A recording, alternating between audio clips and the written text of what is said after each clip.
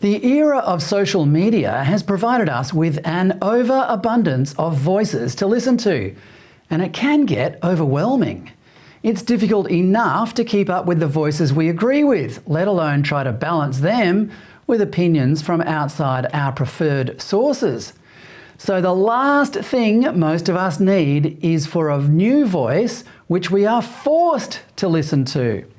And that is exactly what the Indigenous Voice to Parliament, which is so energetically promoted by the Prime Minister, Anthony Albanese, will be. This is not just a voice, as they call it, but a giant threat to our democratic process, one which we will ignore at our enormous peril. The voice, Prime Minister Anthony Albanese assures us, will only apply to, quote, matters relating to Aboriginal and Torres Strait Islander peoples, unquote.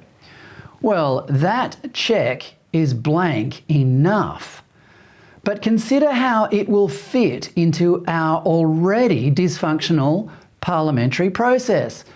The people on the Voice panel arrive in Canberra to demand from the government some concession regarding a mining lease or funding for some godforsaken so-called community in the Northern Territory. According to the soothing proponents of the Voice, the government will be well within its rights to carefully consider the panel's demands and, if it considers it necessary, politely decline. This is because the Voice will technically only be an advisory panel. But in practice, it will hold the most valuable ace in all of politics, the race card.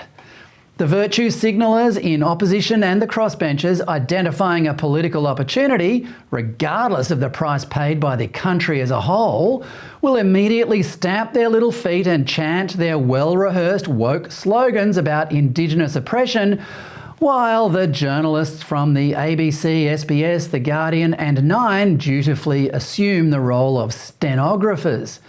And hey presto, the Voice panel gets its way.